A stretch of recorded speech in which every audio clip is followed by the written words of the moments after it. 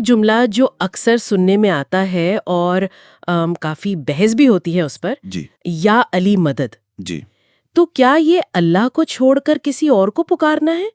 آج ہم کچھ تحریری مواد دیکھ رہے ہیں جو اس عقیدے کی یوں کہیں کہ گہرائی میں جاتا ہے جی ہاں کہ شیعہ نقطۂ نظر سے اصل میں یہ ہے کیا۔ آئیے ذرا سمجھنے کی کوشش کرتے ہیں۔ بالکل، اور یہ ایک آپ نے صحیح کہا، ایک ایسا نقطہ جہاں اکثر غلط فہمی پیدا ہو جاتی ہے۔ سب سے بنیادی بات جو سمجھنے کی ہے وہ یہ کہ تمام مسلمانوں کی طرح شیعہ مسلمان بھی اپنی تمام عبادات، خاص طور پر نماز، وہ تو خالصتاً اللہ تعالیٰ ہی کے لیے ادا کرتے ہیں۔ اچھا، اس میں تو کوئی دوسری رائے ہے ہی نہیں۔ اور یہ بات تو ہر نماز میں سورہ فاتحہ کی آیت سے بالکل واضح ہے، ایاک نعبد و ایاک نستعین، جی ہم تیری ہی عبادت کرتے ہیں اور تجھ سے ہی مدد مانگتے ہیں۔ یہ تو مطلب صاف اعلان ہے۔ یقیناً تو یہ کہنا کہ شیعہ اللہ کو نہیں پکارتے، یہ تو درست نہیں ہے۔ ٹھیک۔ اصل تصور جس پر بحث ہوتی ہے وہ توسل کا ہے۔ توسل؟ اچھا جی، یعنی اللہ کے مقرب اور منتخب بندوں جیسے انبیاء کرام، اہل بیت، ان کو اللہ کی بارگاہ میں وسیلہ بنانا۔ وسیلہ بنانا کس لیے؟ تاکہ دعا قبول ہو یا اللہ کا قرب حاصل ہو۔ دیکھیں، یہ اللہ کی جگہ کسی اور کو لانا نہیں ہے، اچھا، بلکہ ان ہستیوں کے ذریعے اللہ کی طرف متوجہ ہونا ہے۔ اچھا، تو یہ تو ہوئی تعریف۔ اب سوال یہ ہے کہ اس تصور کی بنیاد کیا ہے؟ کیا یہ صرف روایات ہے یا قرآن میں بھی کوئی اشارہ ملتا ہے اس طرف؟ نہیں، قرآن کریم میں بھی وسیلے کے جواز کی طرف اشارے موجود ہیں۔ اچھا، جی ہاں، مثال کے طور پر سورہ نساء آیت 64، اس میں ہے کہ اگر لوگ اپنی جانوں پر ظلم کرنے کے بعد رسول اللہ صلی اللہ علیہ وآلہ وسلم کے پاس آتے جی اور اللہ سے مغفرت طلب کرتے اور رسول بھی ان کے لیے دعا کرتے تو وہ اللہ کو بہت توبہ قبول کرنے والا مہربان پاتے۔ اسی طرح سورہ توبہ آیت 103، وہاں نبی اکرم صلی اللہ علیہ وسلم کی دعا کو مومنین کے لیے باعث سکون کہا گیا ہے۔ تو یہ آیات جو ہیں وہ واسطے یا وسیلے کے کردار کی نفی نہیں کر رہی ہیں ایک طرح سے۔ یعنی یہ فرق سمجھنا بہت ضروری ہے کہ عبادت صرف اللہ کی، بالکل، لیکن اللہ کے نیک بندوں سے دعا کی درخواست کرنا یا ان کے وسیلے سے اللہ سے مانگنا، یہ اس نظریے کے مطابق عبادت نہیں ہے۔ جی نہیں، عبادت نہیں، بلکہ اللہ تک پہنچنے کا ایک ذریعہ سمجھا جاتا ہے۔ بالکل، اور دلچسپ بات یہ بھی ہے کہ یہ صرف شیعہ مکتبہ فکر تک محدود نہیں ہے۔ اچھا، جی، بہت سے سنی حلقوں میں بھی اولیاء اللہ کے مزارات پر جانا، ان کے وسیلے سے دعا مانگنا، یہ رواج عام ہے۔ صحیح۔ تو یہاں بنیادی نقطہ ان ہستیوں کا احترام ہے، ان کے روحانی مقام کا اعتراف ہے، نہ کہ انہیں اللہ کا شریک سمجھنا۔ تو یہ کوئی بالکل انوکھی بات نہیں ہے۔ لیکن ایک اعتراض جو سننے میں آتا ہے وہ یہ ہے کہ اگر اللہ تو براہ راست سننے والا ہے، قریب ہے، قرآن کہتا ہے میں پکارنے والے کی پکار سنتا ہوں جب وہ مجھے پکارتا ہے، تو پھر کسی وسیلے کی ضرورت ہی کیوں ہے؟ یہ راستہ تھوڑا پیچیدہ نہیں لگتا؟ دیکھیں، یہ گہرا روحانی سوال ہے۔ بات یہ نہیں ہے کہ اللہ کو ہماری دعا سننے کے لیے معاذ اللہ کسی وسیلے کی ضرورت ہے، وہ تو سمیع و بصیر ہے۔ جی، وسیلہ دراصل ہماری اپنی روحانی حالت کے لیے ہے۔ یوں سمجھے جیسے ایک بیمار شخص ہے، وہ شفا تو اللہ سے ہی مانگتا ہے نا؟ ہاں بالکل، لیکن وہ ڈاکٹر کے پاس بھی جاتا ہے، علاج کرواتا ہے، دوا استعمال کرتا ہے۔ اب ڈاکٹر یا دوا تو شفا نہیں دے رہے، وہ تو اللہ کے حکم سے ہے۔ صحیح، لیکن وہ شفا حاصل کرنے کا وسیلہ ہیں، سبب ہیں۔ تو توسل بھی اسی طرح سمجھا جاتا ہے کہ روحانی بیماریوں کا علاج ہو اور اللہ کی رحمت کو قبول کرنے کے لیے دل تیار ہو۔ اچھا، یہ عمل اللہ کو نہیں بدلتا، یہ ہمیں بدلتا ہے۔ اچھا، تو گویا یہ اللہ کو یاد دلانے کے لیے نہیں بلکہ خود کو اللہ کی رحمت کے لیے زیادہ اہل بنانے، تیار کرنے کا ایک طریقہ ہے۔ یہ نقطہ واقعی اہم ہے۔ بالکل۔ تو پھر جب کوئی شیعہ کہتا ہے یا علی مدد، تو اس کا اصل مطلب امام علی کی عبادت کرنا نہیں ہوتا؟ نہیں، عبادت نہیں، بلکہ ان سے روحانی مدد مانگنا، رہنمائی یا اللہ کی بارگاہ میں سفارش یعنی شفاعت کی درخواست کرنا؟ جی، جیسے صحابہ کرام نبی اکرم صلی اللہ علیہ وسلم کی زندگی میں ان سے دعا کی درخواست کرتے تھے یا کوئی مدد مانگتے تھے؟ جی، بنیادی طور پر یہی مفہوم ہے۔ شیعہ عقیدے میں ائمہ اہل بیت علیہ السلام وہ صرف کیا کہتے ہیں عالم یا سیاسی رہنما نہیں ہیں، بلکہ وہ اللہ کی طرف سے مقرر کردہ رہنما ہیں، حجت اللہ، یعنی وہ ہستیاں جو اپنے زمانے میں اللہ کی طرف سے علم اور ہدایت کی زندہ دلیل سمجھی جاتی ہیں۔ اچھا، حجت اللہ۔ جی، جن کے پاس خدائی علم کا نور مانا جاتا ہے۔ قرآن کریم میں بھی آتا ہے، سورہ الانبیاء آیت 73، اور ہم نے انہیں امام بنایا جو ہمارے حکم سے ہدایت دیتے تھے۔ صحیح، تو ان سے مدد مانگنا اسی ہدایت اور روحانی فیض کی درخواست ہے۔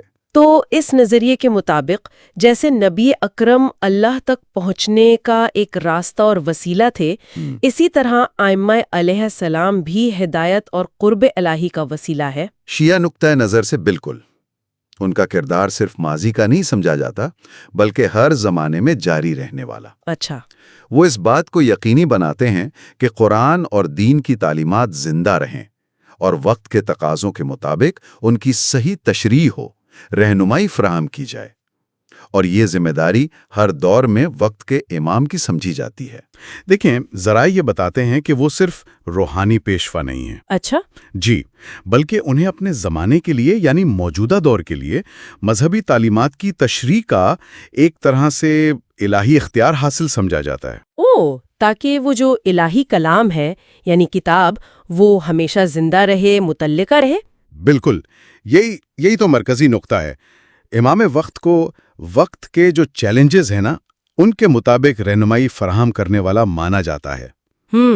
امام سلطان محمد شاہ آغا خان سوئم کا ایک بہت مشہور قول بھی ہے اس سلسلے میں۔ جی، وہ فرماتے ہیں کہ اگر اسلام کو اپنا مشن پورا کرنا ہے تو اسے نہ صرف مکانی بلکہ زمانی طور پر بھی عالمگیر ہونا چاہیے۔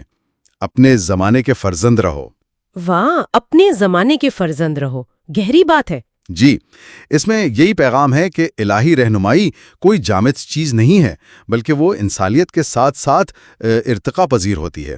تو اس نظریے کے مطابق امام وقت سے جڑنا یا اہل بیت کا وسیلہ لینا، وہ دراصل اللہ کی اسی جاری و ساری زندہ رہنمائی سے جڑنا ہے جو ہر دور میں ضروری سمجھی جاتی ہے۔ یعنی یہ تصور کہ رہنمائی وقت کے ساتھ چلتی ہے اور ایک مخصوص ہستی اس کی مجاز تشریح کرتی ہے، یہ واقعی غور طلب ہے۔ جی بالکل۔ اچھا، یہ بات ہمیں پھر براہ راست شفاعت اور وسیلہ کے قرآنی تصورات کی طرف لے جاتی ہے، یعنی اللہ تک رسائی کے ذرائع۔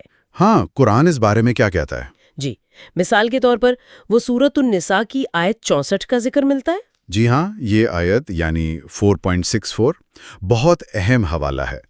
اس میں کہا گیا کہ اگر لوگ جب وہ اپنی جانوں پر ظلم کر بیٹھے تھے رسول اللہ صلی اللہ علیہ وسلم کے پاس آتے اور اللہ سے معافی مانگتے اور پھر رسول صلی اللہ علیہ وسلم بھی ان کے لیے مغفرت طلب کرتے تو وہ اللہ کو بہت توبہ قبول کرنے والا، رحم کرنے والا پاتے۔ تو اس سے کیا ثابت ہوتا ہے؟ مطلب نبی صلی اللہ علیہ وسلم کی دعا؟ جی، یہ آیت نبی کریم صلی اللہ علیہ وسلم کی شفاعت یعنی ان کی دعا کی اہمیت کو واضح کرتی ہے، اور یہ بھی کہ ان سے دعا کی درخواست کرنا یہ اللہ کے نزدیک پسندیدہ عمل تھا۔ اور پھر سورۃ المائدہ آیت 35، اس میں وسیلہ تلاش کرنے کا حکم ہے۔ اے ایمان والو، اللہ سے ڈرو اور اس تک وسیلہ تلاش کرو۔ بالکل۔ تو یہاں وسیلہ سے کیا مراد لی جاتی ہے؟ دیکھیں، وسیلہ کا سادہ مطلب تو ہے ذریعہ یا واسطہ جس سے اللہ کا قرب حاصل کیا جائے۔ ٹھیک ہے۔ اب اسلامی تعلیمات میں نیک اعمال ہیں، دعا ہے، یہ سب وسیلہ ہیں، لیکن شیعہ عقیدے میں خاص طور پر اللہ کے منتخب بندے جیسے نبی اکرم صلی اللہ علیہ وآلہ وسلم اور ان کے اہل بیت جن کی پاکیزگی کا ذکر قرآن میں بھی ہے، سورۃ الاحزاب میں شاید۔ جی ہاں، سورۃ الاحزاب آیت 33۔ اور پھر ان کی نسل سے آنے والے ائمہ، انہیں اللہ تک پہنچنے کا اہم وسیلہ سمجھا جاتا ہے۔ تو ان سے توسل کرنا یعنی ان کے واسطے سے دعا مانگنا اسی قرآنی اصول کی پیروی سمجھا جاتا ہے، جیسے قرآن نے نبی صلی اللہ علیہ وآلہ وسلم سے دعا کروانے کو کہا۔ اچھا، تو یہ کہنا ٹھیک ہوگا کہ وسیلہ اور شفاعت کا تصور اگرچہ مختلف طریقوں سے سمجھا جاتا ہے، قرآن میں اس کی بنیاد موجود ہے؟ بالکل، بنیاد موجود ہے۔ البتہ یہ سمجھنا بہت بہت ضروری ہے کہ حتمی اختیار صرف اور صرف اللہ کا ہے۔ جی ہاں، یہ تو بنیادی بات ہے۔ جی، جیسے سورۃ الزمر آیت 44 میں واضح ہے کہ شفاعت مکمل طور پر اللہ ہی کے اختیار میں ہے، وہی اجازت دے گا جسے چاہے گا۔ تو پھر وسیلہ پکڑنا یا شفاعت مانگنا یہ اللہ کے اختیارات میں شریک کرنا نہیں ہوا؟ نہیں، بالکل نہیں۔ یہ اللہ کے مقرر کردہ ذرائع اور اس کی دی ہوئی اجازت کے دائرے میں رہ کر اس کا فضل مانگنا ہے۔ شرک کا سوال ہی پیدا نہیں ہوتا اس زاویے سے۔ ٹھیک، یہ وضاحت اہم ہے۔ تو اب اس ساری گفتگو کا خلاصہ کیا بنتا ہے؟ امام وقت کا کردار اور یہ قرآنی اصول، یہ کیسے ملتے ہیں؟ خلاصہ یہ ہے کہ بخشش ہو، رحمت ہو، برکت ہو، اس کا سرچشمہ تو صرف اللہ کی ذات ہے۔ وہی دعائیں قبول کرتا ہے، وہی نوازتا ہے۔ بالکل۔ تاہم اللہ تعالیٰ اپنے خاص بندوں کو، جیسے انبیاء، ائمہ، اولیاء، ان کو روحانی رہنمائی کے لیے اور اپنے اذن سے شفاعت کے لیے ایک مقام دیتا ہے۔ تو شیعہ نقطۂ نظر سے ائمہ سے توسل کرنا ان کی عبادت کرنا نہیں ہے، یہ اکثر غلط فہمی ہوتی ہے۔ اچھا۔ یہ اصل میں ان کے بلند مرتبے کے وسیلے سے اللہ کا قرب حاصل کرنے کی ایک کوشش ہے۔ یہ بالکل ویسے ہی ہے جیسے قرآن نے مومنوں کو نبی صلی اللہ علیہ وآلہ وسلم سے دعا کروانے کی ترغیب دی تھی۔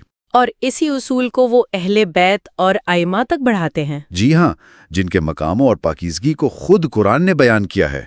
تو امام وقت کا جو تصور ہے وہ اسی تسلسل کی ایک کڑی ہے جو ہر دور میں زندہ رہنمائی فراہم کرتا ہے۔ بہت خوب۔ تو آج ہم نے شیعہ اسماعیلی عقیدے میں امام وقت کے تصور کی اہمیت کو سمجھا اور ساتھ ہی قرآن میں شفاعت اور وسیلہ کے اصولوں پر بھی بات کی۔ جی، اور یہ دیکھا کہ کس طرح پیروکار ان تصورات کے ذریعے اللہ سے رہنمائی اور قربت حاصل کرنے کی کوشش کرتے ہیں۔ ٹھیک ہے۔ اور جاتے جاتے سامعین کے لیے ایک نقطے پر غور کرنے کی دعوت ہے۔ جی ضرور۔ کہ یہ جو تصور ہے کسی مرشد، امام یا ولی کے ذریعے روحانی رہنمائی حاصل کرنے کا اور خدا سے تعلق مضبوط کرنے کا، یہ صرف کسی ایک گروہ تک محدود نہیں ہے۔ صحیح کہا۔ بلکہ مختلف اسلامی اور دوسری روحانی روایات میں بھی یہ کسی نہ کسی شکل میں ملتا ہے۔ تو سوچنے کی بات یہ ہے کہ ان مختلف راستوں کے پیچھے کون سی مشترکہ انسانی یا روحانی جستجو کارفرما ہو سکتی ہے؟ بہت دلچسپ سوال چھوڑا ہے آپ نے، غور و فکر کے لیے بہت شکریہ۔ شکریہ۔